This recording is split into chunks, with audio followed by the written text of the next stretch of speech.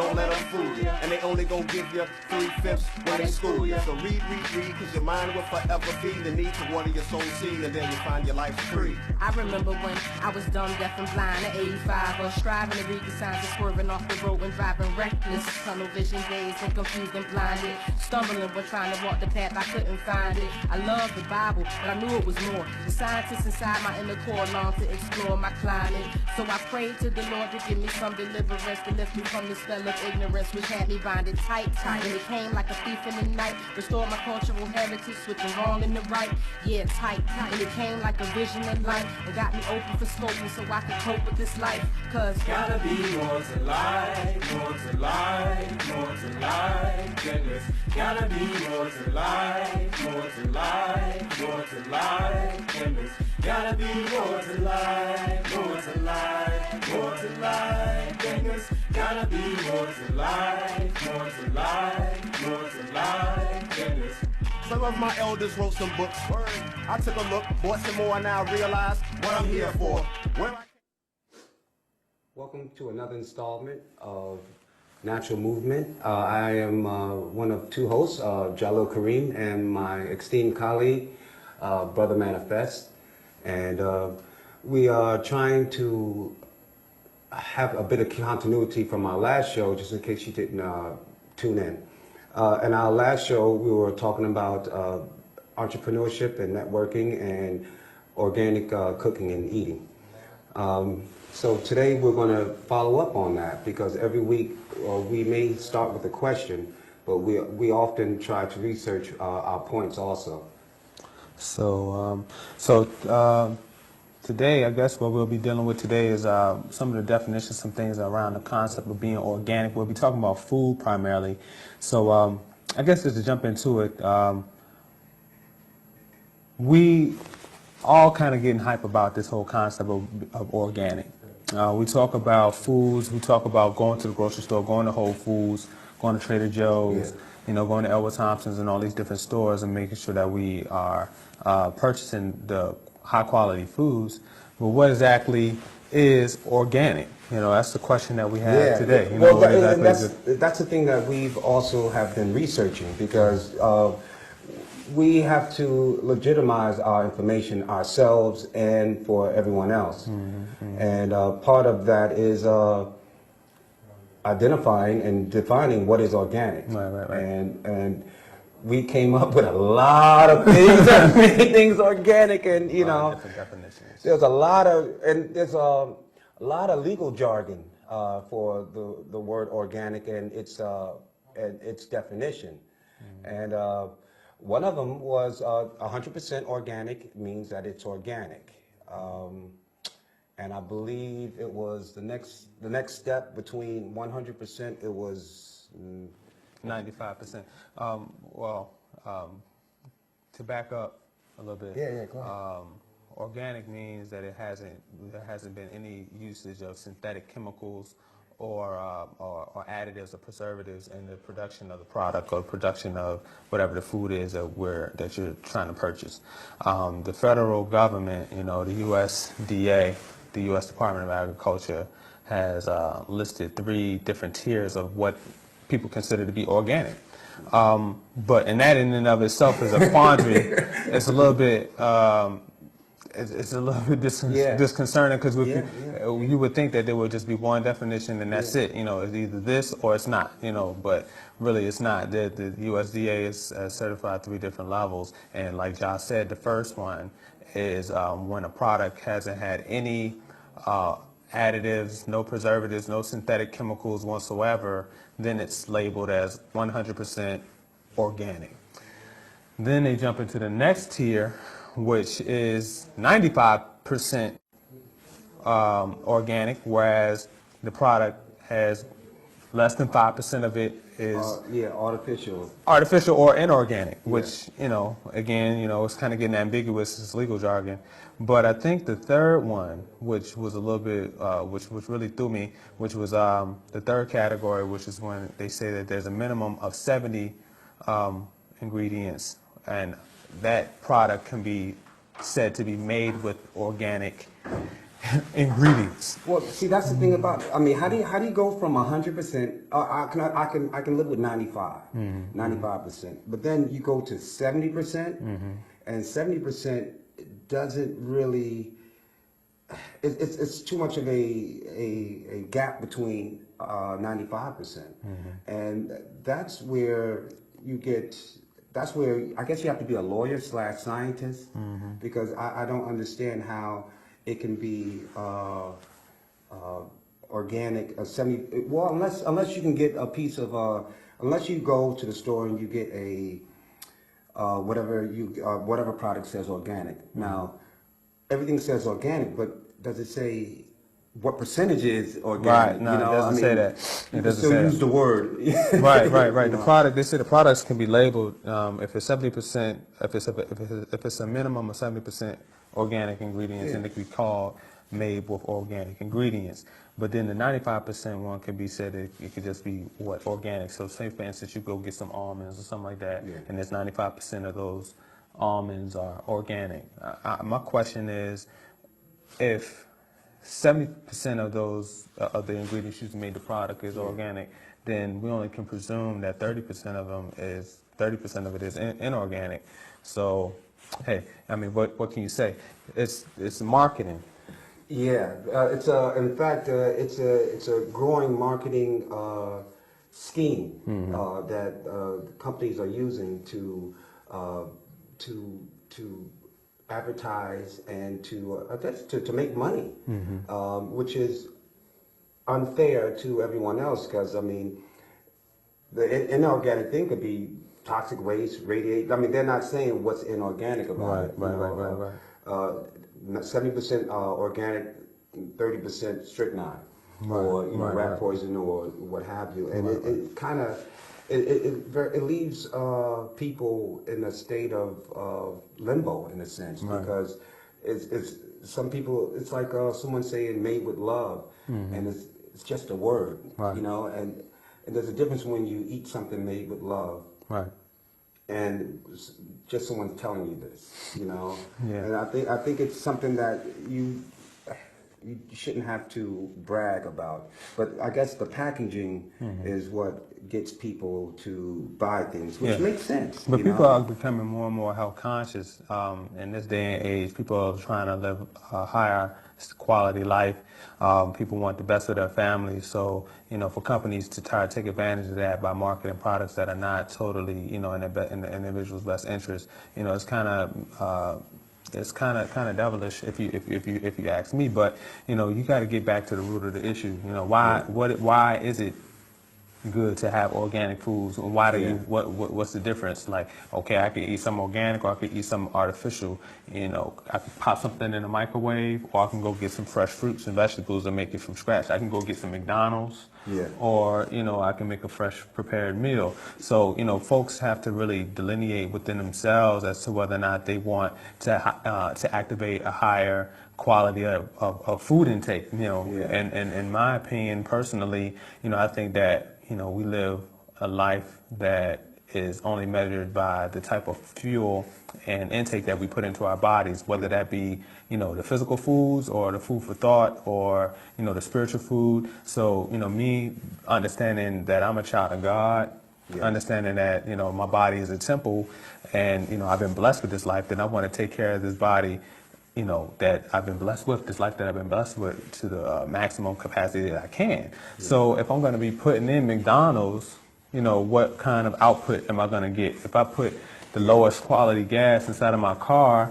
then what output am I going to get in my car? I mean, am I going to get the type of mileage that my car can access, or am I going to, you know, clog up my engine with all types of, you know, waste products and things like that? If you have a Porsche and you're supposed to use 93R, and I think everyone is a Porsche or a high performance vehicle, whether it's mentally or physically. We all should think of ourselves in that realm, or at least in that level. And we're supposed to be operating on a type of efficiency, and I think that it's very important that we stay on this very efficient route, even if we have to change our taste buds, you know, and that's important. I mean, we eat to live. Right. You know, we don't live to eat. Right. You know, there's a very big difference in that, and a lot of people, a lot of us, not just people, because I do the same thing. We all do the same thing. I'm not holier than thou by no means, but it's good. These are things that it's good to know so that you can at least make a conscious decision. Exactly. And you know, when I think about food, you know, I think about what is this food going to do for me? Yeah. You know, a lot of our society has been pushed to attract our senses and try to, you know, get us to do things on impulse. So, you know, of course you're going to have corporations that would make foods that, you know, of course you're going to get kind of addicted to it. Hence, you know, things like white sugar, a lot of chemical additives have addictive properties to them. Yeah, so folks, you know, you go to the store, you know, of course, you'll purchase sodas and things like that before you purchase, you know, 100% juice. Yeah. You know, or you might go to the store and get the juice that got corn syrup in it because, hey, you know, maybe your body has been conditioned into purchasing. I You know, like the way it tastes. I like the way it tastes. Yeah. Or is it really that you like the way it tastes, or that you really kind of semi-addicted to it? Now, you know, let's It's go like back. a slogan. It's like a, you know, it's a Freudian or not a Freudian slip, but it's a subliminal message sometimes that we give ourselves. You know, and I think that we have to start using independent thought. Right. You know, and really ask ourselves, what are we hungry for? Yeah, this is true. This is true. And, you know, as you look at the health disparities in communities such as the African American community, you know, you look at people dying of high blood pressure, diabetes, preventable diseases that are inextricably linked to diet. You know, what kind of foods are you putting into your body? And, you know, organic versus inorganic, you know, I can tell you that the type of households that we live in today, where it's high speed, like, you know, I want to just pop it in the microwave and, you know, I'm gonna walk away from it, and, you know, then we're gonna pop it in my kids and they'll eat it. You know, I'm gonna run to the Burger King and throw it in the throw it on the table. They can eat that. We go get some pizza, you know, that type of stuff. But what happens as a result is that, you know, you have these issues of obesity that affect our community, you know, at a higher rate than others. So, you know, we really have to be aware as to, or at least cognizant as to how we are activating the higher quality of life that we need. And, you know, with healthcare issues running rampant, everybody don't have insurance. So, you know, essentially, you know, if your food, I think the Bible has a statement or some sort of quote that said, "Let your food be your medicine." Yeah. You know, now, if the food, what kind of medicine are you taking? You know, if you eat McDonald's and Whoppers all the time. Now, I think that's, you know, of course, you know, like Josh said, nobody can be holier than thou. Everybody has their vices. But, you know, if you're thinking about the ultimate goal of longevity for yourself, for your family, then it has to be taken into consideration. You know, that's so just to kind of like synopsize that, you know, you want to definitely try to have more fruits and vegetables, more organic foods inside of your diet. You want to be cooking more, and that's one of the things that we'll be doing on the show within the next couple of episodes. You know, we'll be doing some demonstrations on, you know, foods that you can cook, and showing some of the folks that are in the community that are also, you know, preparing foods at a high vibrational rate for your body. Now, you know, when I say high vibrational rate, I'm talking about foods that can help you not be slow, sluggish. You know, you don't never want to eat anything that's going to give you the itis. You remember the Boondocks episode when kids, you know, is eating like, you know, ham biscuits with grease gravy. You know what I'm saying? Grease gravy. And, you know, at the end of the day, after you ate it, you know, kids was nodding off, going to sleep. Now, you know, I know there's some people that's high value food, but that's not mine, because I really look forward to you know, getting the most out of my day. And if I you know, even going back to entrepreneurship, you know, you can't be eating, you know, ham biscuits and then think that you're gonna go into the board meeting and knock it out the park. You know, you got to be at an alert state of mind, you know, and all that type of stuff. Yeah, you know what, and it's about metabolizing, and the more efficient that you eat, the more efficient that you metabolize this food. And I did some research last night. I called you No, I didn't call, but I was thinking about calling you. I was going to email you. I just got the cure to cancer. Let me email you. I want to call you. You know, very organic to call somebody. Exactly, You know, exactly. write a letter if you know. But anyway, the cost of obesity that I read was $270 billion per year now. That's days off. That's medical. That's food. That's cost of death. You know, I mean, yeah, you're making all this money, but you don't have time to eat. Right. I think your priorities are in the wrong place. Yeah, this is true. You know, This is true. and to cap off about last week, you want to eat your food and you want to be efficient with it, and you want to eat together. When you eat together with your family, it's a very organic situation. And I said before, if you're cooking your food, you're not going to eat as much just because you're cooking it and you're tasting it. So, but it's that organic posturing of people bringing themselves together and talking. I don't know anybody who argue at the dinner table. Yeah, that's a good point. You know, I mean, while somebody's eating, somebody could be speaking, and vice versa. But then you got some dysfunctional families nonetheless. I mean, you can yell and be like, "Yo, this is good. Want to fight?" but then, you know, like, So good though, smack your mama, you know. But the cost will be $270 billion a year. Yeah. And I'm not getting no money out of this. I mean, just the cost of a funeral, you know. Now, let's say a friend of yours died and he was naturally 175 pounds. Right. He died and he was 300 pounds. You know, you're gonna need about 8 pallbearers. You know, you're gonna need, you know, I mean, it's just gross inefficiency, like we were talking about earlier, and it's not fair to because that's a person that could have led a very healthy, long life. Longer life. Know? And that's what really. I'm sure Bill Gates would be like, hey, yo, you need to spend $1 million an hour to stay alive. I mean, you know? and then we got to think about also cultural differences, because you know we live in the continuity of being Africans in America, and you know a lot of the foods that we consider to be the most culturally specific, you know, soul food or whatever, is food that we were eating when we were, you know, on a plantation. Our ancestors were on a plantation, scraps, you know, chitlins, things like that. And you know, we've learned to prepare these types of foods from passed down legacies. So you know, it may not be the type of food that we need to be eating considering the context that we're in today. Now, if your ancestors were on a cotton field or a tobacco field or a rice field, and they were eating, you know, high fat content, high sodium content foods, but they were working, you know, every day. You know, they were out in the fields, or they were doing work that, you know, they were burning off the energy that, you know, would be found inside of these types of foods. So now, you know, here we are 100 years later, 150 years later, and, you know, our activity level has dropped drastically, but we still have the same diet. So that's a result. That shows you, you know, maybe back in the day we weren't dying of high blood pressure or diabetes or whatever, because the type of activity that we had was one that was in alignment with, you know, eating that type of food. So we got to take that into consideration too. Yeah, but exactly. Just about metabolism. What we eat, we have to. Metabolism is what you break down, but you have to actually get rid of it. Right. And I think that even if when you go to the doctor, I've never went to the doctor and he asked me, "Are you regular?" You know, only person that probably asked me is my mom. You know, "Hey, baby, how you doing? Right. You regular?" Right. And, you know, and I think most health issues start from there. Yeah, from the know? colon, intestinal digestive system. Yeah, Yeah, this is know? true.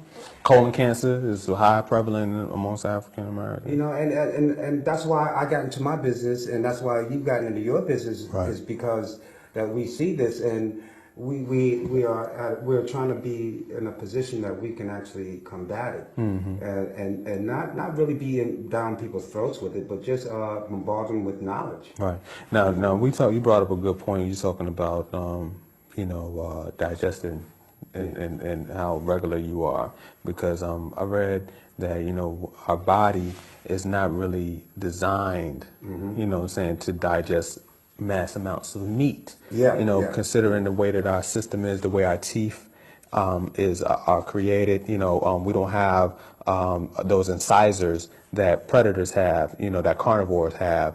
Our digestive tract is not built like a lion. A lion's digestive tract is like, I'm gonna eat it, bam, I get it out. Our body, when we eat it, whether it be the meats or whatever, we get it and we hold it. You know what I'm saying? Because our system is not, doesn't have the type of bacteria, nor does it have the type of structure to eliminate that waste quickly. So when you eat meats and things like that, what happens is that your body ends up storing it in the colon, for extended periods of time. I think, it takes, several days for beef or chicken, to eliminate from the system. So now let's take this conversation to another level, because, we're already talking about organic food. So that doesn't just mean vegetables. We're also talking about organic meats. Now, we live in an age of high science, as, we were speaking to earlier, if there's food that's organic, there has to be food that's artificial. So, you do have a class of foods that's called GMO, which is genetically modified organisms, where, in laboratories, corporations are creating foods using gene splicing techniques where they can take, the genetics from a salmon and the genetics from a tomato, put it together, and now they sell you this new, this tomato, a new creation, and now, you have to be cognizant as to, what exactly is in this food, whether it be the vegetables, they use these genetic modified organisms in order to, sell you fruit that lasts longer and the store has higher shelf life. Same thing for the meats. I don't know if there's any genetically modified meats yet, but I could be that's for the growth hormones and the cows and the chickens, and this is where like they did with the soybean, when they genetically modified the soybean, and now, since it's all a new soybean, but it's creating testosterone, what is it? High estrogen. High estrogen in men. I mean, women, it really doesn't. It's not as pertinent. But with men, men need that balance of testosterone, and it makes you sterile, right? Because they've taken a gene, and see, that's the thing about it. GMO things, veggies and meats, they haven't. God has put these vegetables without any GMO, without, on this planet. What was he doing wrong? I don't think God ever did anything wrong as far as anything. And to try to, what will make this even better? That's what people do. And we live in a capitalist system, a system that's based off of profit margins. So, of course, what their desire is to, increase the profit margin. So you would have a company that say, hey, we need to, create a new type of food so that we can get more money. Hence, you'll have a apple that don't rot. You know what I'm saying? Like you'll have an apple on your table for like 3 weeks and it's still just as green as you got it from out the store. Like, what is that? Is that really the way that apples, if I go plant an apple tree and it drops down, that joint's going brown in a couple of days. So, we got to be cognizant of that. Think about what effects will that have on our system. We don't know. This is new technology. 10 years from now, the studies show that there's all types of new diseases that are manifesting, every year, every season. We're hearing about more people dying of cancers and all this different type of stuff. These are not diseases that existed, 100 years ago. So what has changed in our society, of course, electronics, the microwave, plastics, these type of pollutions. There's all types of new stuff now. My goal, as would be any sane human being or being period, is to want to live as long as you can, live a prosperous life as you can. Nobody wants to die at an early age, so don't, you're going to choose the right foods for that. But now we're talking about meats that are raised in factories. You got cows, chickens, Tyson Chicken right down the street in Richmond. you know, they are warehousing these chickens, Yeah. and it's basically a meat factory. You know, these chickens are Never bred seen to be daylight. sold. You know, we Yeah. ain't never seen daylight. I've been Yeah. depressed as I don't know what. Who wants to eat something depressed? You know. So think about the biochemical reaction that's going on in the chicken when its life is basically, it knows that, hey, you know, I'm being bred to die. We consider, like, our ego considers like animals don't have spirit, or animals don't have souls or, you know, any type of intelligence whatsoever. But the studies show that, you know, the adrenals give off different hormones and chemicals when in a state of induced fear. So, you know, a dog or a cow or whatever type of animal, you scare it, it's going to eject the kind of chemical reaction. Now, we eating the meats from terrified animals, you know, from whether it be beef, whether it be chicken. Now, On steroids. that are on steroids already, you know, antibiotics and all that type of stuff that are needed because of the type of environment that they're in. High filth, you know, a lot of death in the air. So, you know, these slaughterhouses and things like that are not exactly the type of areas that you want to be able to, you know, you want to purchase meat. If that's what you do, if you're a meat eater, if you know, if you center your meal around the meat that you're gonna cook, you know, you don't really want to have that type of energy in your food. You know, you want to have something that was, you know, halal. You know, and you know, and I know that, you know, you might want to explain what halal is to people. Halal is it's a Muslim term, and it's when a animal, lamb, chicken, most farm-bred animals, when they are slaughtered, or not really, I wouldn't say slaughtered. You know, slaughtered, it just seems such a, but they are killed for their meat. And what a farmer would do, they would have the water out, and the animal would drink the water from the hand or eat the food from the hand. And while it's a rite of passage too, but we'll talk about that.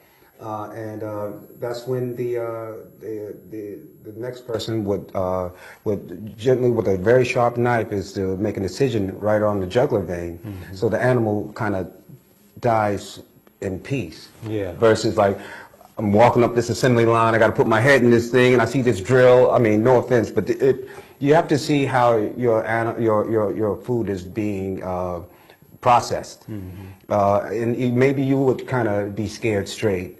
You know. I heard they ran into this. Somebody sent me a link for this site called the Matrix. The Matrix. The Matrix. Yeah, like it was like real, like you know what goes on in these factories. So maybe, you know, folks, if you're at home and you got internet up, Google the Matrix and see what that. Yeah, that tomato don't look too bad after you see the Matrix. But how about you know, last year, like I was talking to people about vegetables and, you know, buying bulk vegetables. And people were like, yo, I don't eat vegetables. And that's like, I don't read books, you know. I was like, really? Like, you don't eat vegetables, like, at all? Like, oh, they just don't taste nasty. They taste nasty. I was like, wow, this is that's you know, new. This is a new phenomenon. I don't know how new it is, but I know that a lot of people, you know, don't cook. You know, people don't know what real vegetables taste like. Don't even know what they look like. You know, I mean, processed foods out there that, you know, people, and I think that is a problem. You know, that is a problem considering, you know, just the state of health in our community. Like, you don't eat vegetables? Well, you know, at all? Like, no broccoli? Like, no. With me and with anyone who cooks, it's a meditative thing. You know, if you don't have enough attention span to actually sit there and meditate and what have you, cooking and doing something that you enjoy, eating should be one of my passions. Eating, sleeping, you know, pretty much playing with the kids are one of my passions. Martial arts and fitness are one of my passions. Especially eating pretty much on the top, you know, food, clothing, shelter. Food's first, you know, before clothing and shelter. I mean, I'm sure we were back in the day, back in the day, you know, before internet, before electricity. I'm sure, you know, when we didn't clothe ourselves, but we ate.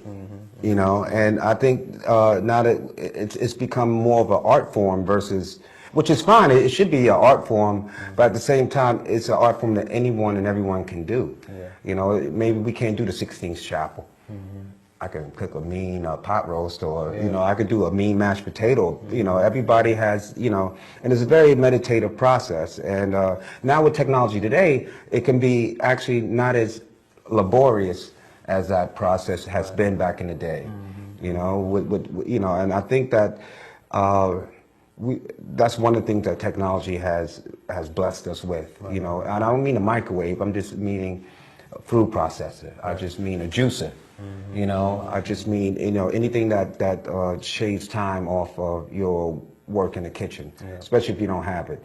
But if you have a family, that's when you delegate the jobs, you know, and everybody gets to learn, you know. That's definitely a way of bonding with your family. It's a natural way of bonding with your family around the food. You know, we definitely want to get into our clip, though. Oh, yeah, Because, you know, as we're talking about these concepts of organic, and whether it be meats and veggies, you know, we don't want to just get you lost in the sauce. We want you to be able to hear from the source. Today's clip is from Ahmed Salim from Salim Farms, organic farmer based out of Lawrenceville, Virginia. His company, you know, does work with the city of Richmond, in the city of Richmond, bringing bulk fruits and vegetables to families. You know, I've met him, and he's a very insightful brother. You know. So what we're gonna do now, we're gonna go to the clip. Brother Ahmed from Salim Farms talking about organic farming, and we'll be right back. Natural Movement. All right, so here, peace. We're here at the Happily Natural Day CSA, Richmond North Market. Brother Ahmed of Salim Farms, Power Love. Brother Ahmed, last week we was talking about organic foods, and I think that we still, you know, we got to elaborate a little bit for people as to why they should be eating organic food. So, as an organic farmer and somebody that does this work, why do you think it's important for folks to pay attention to whether or not their food is organic or not? Well, the main thing is that food is what keeps us alive, keeps us healthy and whatnot. And the foods that we get now, a lot of times it has been sprayed with a lot of poisons and things that will harm our body, you know, cause sickness in our body and whatnot. And most of the big farmers, that's what they do. They keep their bugs and the worms and keep the crops up. They spray poison. And also they use fertilizer that's not conducive to health, causing cancer and different sickness in our body also. That comes out in the food. So, you know, it'd be wise for anyone to try to eat clean food. Being an organic farmer, we don't use the pesticides that kill the worms. Right. We use the pesticide as something we create. We make it ourselves. It's made naturally out of red pepper, water, things like that. Right. We have now we don't use it, you know. So the worms that comes on the corn and the other vegetables, they eat the same thing that we eat, you know. Right. Vegetables itself, you know. We just knock the worms off, wash them off or whatever, and keep on going. You know? That's what we do. Potatoes, the same thing. We can use a lot of poisons on the potatoes. Stuff goes into the potato, you know. So when we eat the potato, we eat the poison also. That's our health. Organic food is what's best for us. That's all. Clean food is best for the body. Right. Do you think that you know, a lot of what we're seeing in terms of like a lot of new diseases and stuff like that could be byproduct? Sure. Of course, yes. There's a lot of stuff that, you know, that's even in the air. There's a lot of chemicals they spray on tobacco, soybeans, and whatnot. This stuff floats in the air, you know. And we breathe it, you know. So it affects our body, you know. Cause breakdown, you know, in organs in our bodies and whatnot. You know, we have sickness come up, we don't know what the heck's wrong. You know? Right. Sure, that's contributing to it. All these causes and things that you're putting on the foods. Earlier we was talking about growing, you know, actually farming and growing your own food and stuff like that, and you were talking about how what are some good tips in terms of like farming and growing your own food that people should take heed to. One of the things you were talking about was when you plant. Can you kind of elaborate on that for some of the folks? Well, one of the old, you know, some of them say we can plant anytime. You can plant anytime, you know.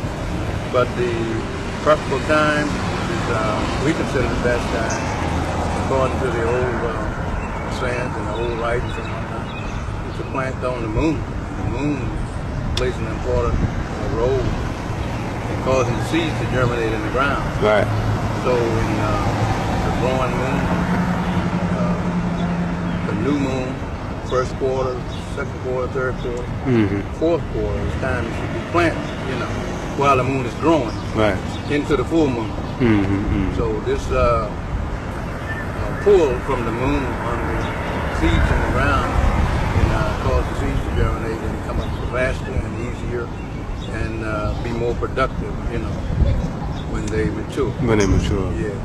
After the full moon, what we call the wasting moon, you shouldn't plan on those days like that, because then the pull is not there, you know, on the seeds. Right.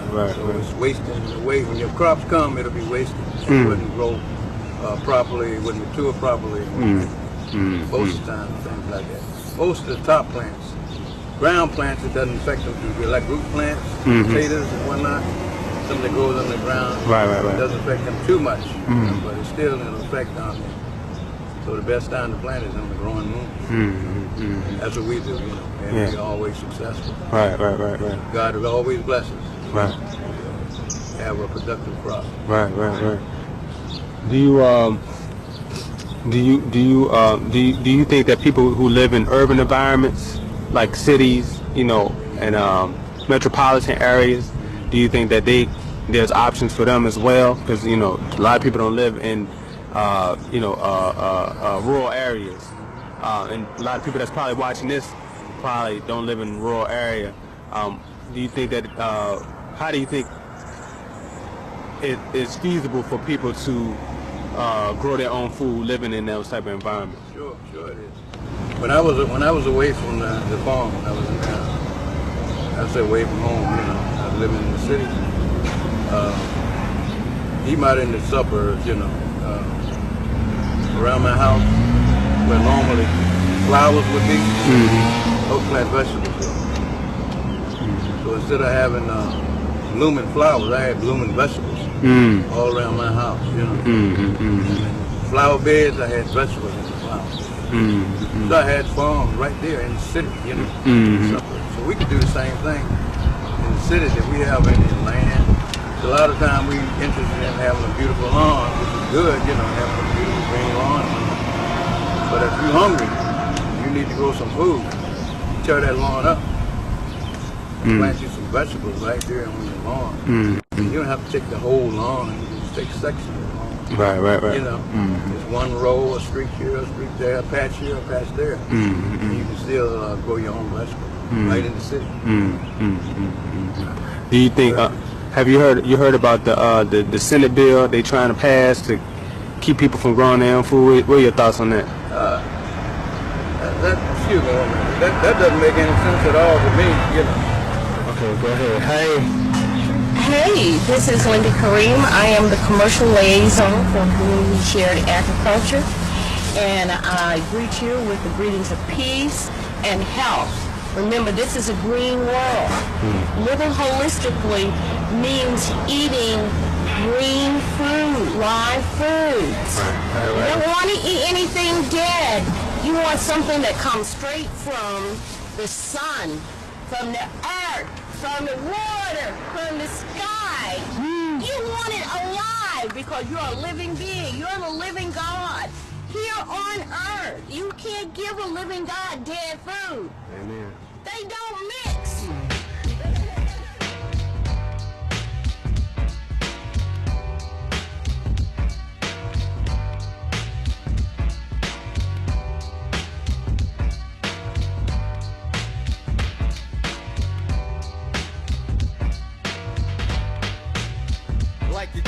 kids, we used to play in the streets, never worrying about grief. Football spelt relief. Ronnie Reed, he was a coach for us. See, he taught us to play almost every single day. Okay, now on Evergreen was Larry and Mike and Law. My cousin Boo lived there too, just to name a few. Was shot, grown, he's bad to the bone. Boo's little sidekick and a badass mouthpiece of Vice near the Harmon Street. With Zach, Leo, and Ed. Me, Jody, and Boo, Pajun, Rocky, and then comes Tommy and Cedric, Lamar and Greg. Unique in our own right. At times we fight, but that's side still. Not real lives, and we had love and show when we played the phony charades against one another. Now while I write this song, it's like some are still alive and a couple are gone.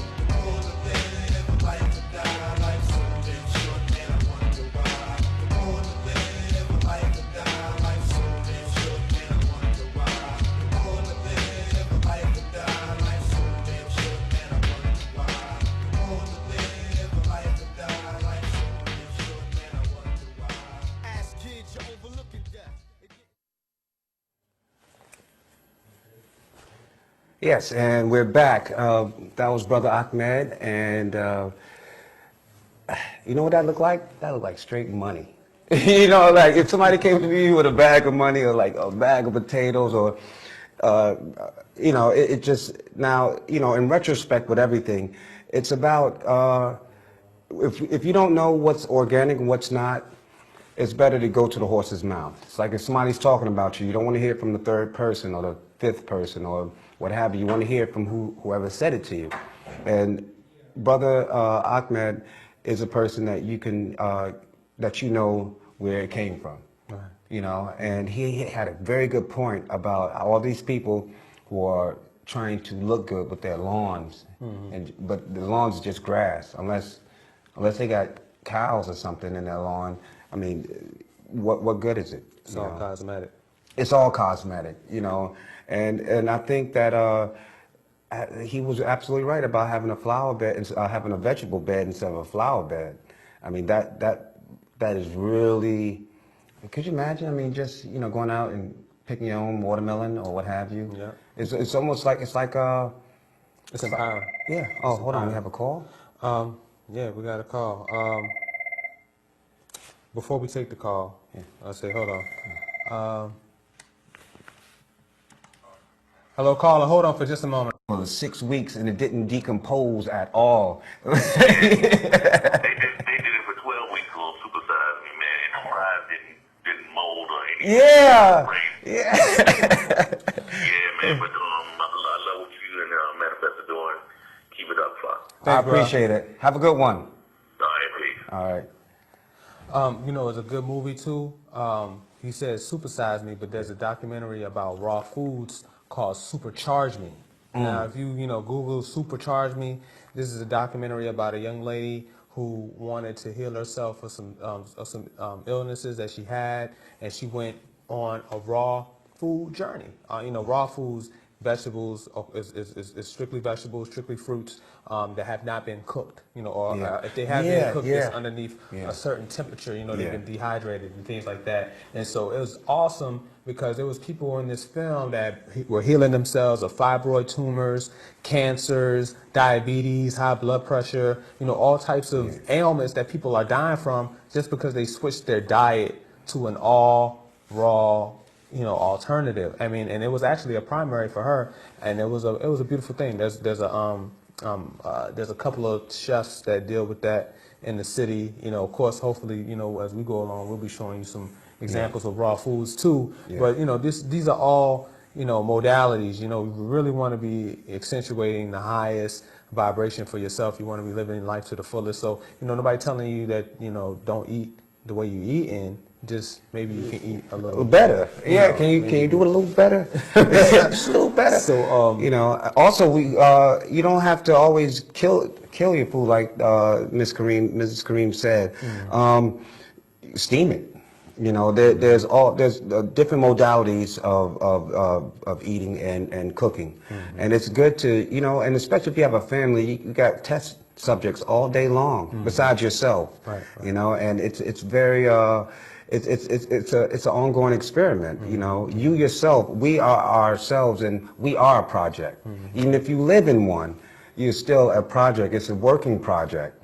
And I think that we all need to at least listen to our higher self, our inner self. I think that like I left people with a word. It's like, don't wait till you're hungry to eat. Don't wait till you're broke to make money. Don't wait till you're unhappy to become happy. These are all being you're at a place of negativity, whether you feel it or whether your position is, and it's always better to move into positive, or at least trying to find that balance. Right. And we spoke about balance, and this is part about our lives are so quote unquote complex, except when we have to eat. I mean, I got mad issues, but I'm hungry. Everything else is secondary after I eat. Yep. I just wanted to drop this, and I was thinking about this documentary, because I'm really a documentary buff. I mean, I'm really always trying to seek new information in order to understand the life that we live in, this, reality that we find ourselves in. And I found one by this guy named Russell Blaylock. And it was not so much a documentary as it was like a medical presentation where he was presenting to other doctors the connection between nutrition and behavior. In our community, we have folks that are functioning with mental health issues, but they go undiagnosed. People are depressed, people are bipolar, schizophrenic. There are people that are manic depressive, they have high narcissism levels, just all types of different mental disorders or mental instabilities, that manifest themselves in a myriad of ways. But Russell Blaylock, Dr. Blaylock, was actually talking about how, the types of foods that we eat, the high white sugars, monosodium glutamate, the dyes, food additives, these foods were actually producing mental diseases in people. And it goes on study after study. What better place for them to run a study on than in a prison? Because that's a place where they control all the food and they can monitor the results. So all these studies from prisons all over the country where individuals were exhibiting high aggressive behavior. First, they were in prison in the first place. But when they changed the diet, or change the type of food that they were giving brothers and sisters that were trapped behind a wall, then the behaviors changed. So it was a very deep study, man, and it made me think about the city of Richmond and how you have stores in high urban areas that don't sell any fresh vegetables. I mean, if we go into the East End right now, on 25th Street or in Churchill, it's a food desert. Classically termed, a new term, modern term, basically meaning ain't no grocery stores here. There's a store, but it sells ramen noodles, canned foods, microwave meals. But you can't get anything fresh out of the store out of those types of stores. But then let's look at that area: high crime, high poverty. There's a lot of dilapidation in that area. So, we got to consider how these issues, affect, our reality. So definitely, if you get a chance, do some research on Russell Blaylock, nutrition and behavior, and find out how, your bipolar disorder or your manic depression may be attributable to the type of food that you're eating. So we're going to take this next caller. Caller, you're on the air with Natural Movements. Caller. Hey, how you doing? Hey, how you doing, caller? What's your question or comment? Yeah, I just wanted to ask, I grew up eating a lot of fast food and eating a lot of food that was corrupted to the body and the spirit. So I was wondering, how you break down the start of going towards a vegetarian diet. I would go on it as far as I would start it as start on whatever, like with fast food. If you have a lettuce and tomato on your sandwich, just have lettuce and tomato and no meat on the sandwich. Try to eat wheat bread. You don't have to really change it up too much. And if you're a meat eater, try a tuna sandwich. wheat bread will be good. Anything that, lettuce, tomato, onion, you put that in a bowl, it's a salad. You know what I'm saying? And it starts from there. Potatoes instead of French fries. Maybe bake more greens with just greens. Like nothing added to it. And start like fresh spinach, and you'd be surprised if navy beans. I think that I wouldn't necessarily go with organic per se because it's such a it's a very ambiguous term. But I would suggest you start with salads and then start with fruit. And see where that goes, and then maybe switch it around. Definitely learn how to cook. I mean, it's when you are the type of person that does a lot of eating out, you spend a lot of money, at restaurants, whether it be fast food or dine in. Definitely invest some time into getting some books on how to cook. Different meals, easy meals. Find a way to educate yourself on how to prepare foods. It's really fun to go to the store with a recipe in hand and get the products that you need for your recipe. And say for instance, you might have a lady friend, and you say, hey, I could take you to Red Lobster for $20 for the both of us to eat, or I could take that $20 and we can go to the grocery store and I could find a meal that I can prepare for us. Go to the grocery store, cop that, bring it home, cook it together. This is a mechanism to kind of enhance your skills for cooking, and don't focus. In progressing into a vegetarian or a more green diet, I would say focus your meals around your vegetables. Yeah, you don't have to fill up on meat. Yeah, like that's black people. Like I'm eating chicken tonight. Yeah. I'm eating beef tonight. I'm no, breakfast, lunch, and dinner, bacon, and then I'm gonna have a turkey sandwich, and then I'm gonna have some fried chicken, and that's okay. And try to socialize with people who because if you're not going to get over, or you're not going to get better if you hang around a bunch of meat eaters. You have to surround yourself by these people who. You don't have to surround them, but just get in contact with someone, because I'm sure at least 3 or 4 people that maybe even have a dish the vegetarian dish. I mean, all the dishes you can make, you can with meat in it. Just take the meat out. You'd be surprised. Maybe have one meat a day, one serving of meat a day. And you'll find out. I mean. It really balances you out as far as being regular and everything like that. I know that's a taboo subject, but if it was really good, you gotta turn back and look at it. I think one time we may come and show y'all how to do, some kale salad, some basic basic vegetarian dishes. I mean, people don't even consider like, some of these dishes just be vegetarian, but I mean, the salad is vegetarian.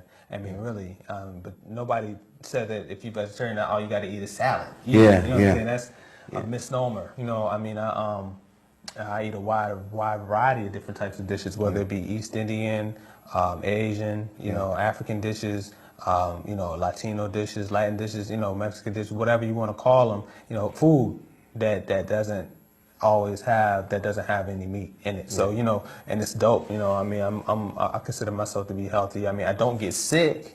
And I can definitely testify that, once I stop eating meats, what I'm saying, at a high rate, man, my immune system, boosted, magnitude. People walk around, man, I got the sniffles. I'm like, I don't know the sniffles. I don't do the sniffles. So, we almost out of time. So I guess call up. We got 1 minute. We have 1 minute. We have to do. We got 3 minutes. We have 3 minutes. So okay. We have a couple of shout outs. Shout outs to do. I'd like to give a shout out to my friend Richard, who's a masseuse and a very good DJ also. My friend Mustafa Shabazz, Places to Go, Things to Do, Places to Go. And you can call or get me on Facebook, 804-986-7709. If you want to sponsor or you have a product that you might that would enhance this show, please don't hesitate to if you need a seminar on natural movement, we'll be happy to show up for that. Yeah. And big shout out to Blacktastic Snacks, my sister Maya Free, who will be with us, next in the next show or two. We're gonna be doing a feature with her. She's a organic Afro-vegan chef. She's gonna be showing you how to cook soul food from a healthy green perspective. So we definitely gonna be looking forward to having some local chefery from Maya Free on deck. Blacktastic Snacks. I know she. Is chefery a word? Chefery is my word. I coined that term, chefery. So yeah, get Chefery. Chefery. So we look forward to y'all tuning in to some of those segments as well. I'm thankful for everybody that tuned in. Ja? Happily.naturalday.com. You can get a lot of good books about diet and nutrition and cooking at HappilyNaturalDay.com. That's HappilyNaturalDay.com, and we are on our way out. Peace. Thank y'all for tuning in. We'll be here next week, 7:30 Thursdays. Natural Movement. Linda Karim, Living Holistically. Thank you for your input also. Ahmed, Celine. See y'all next week, man. Next week. Y'all make sure y'all tune in. We see y'all later. Thank you, Coach. As it was in the days of Noah, so shall it be at the coming of the Son of Man. Somebody has to speak truth to power. I took the day off. Look out the window. Working the weekend and all his brother needs to be freaking. Breathe fair air as I prepare to look fresh. Wondering what my life's gonna get on the placement test. As I caress the pencil and put volume on the instruments, and I realized that busting suckers was a task that was too simple. Now as my deep thought pondered and my intellect wandered, it took me to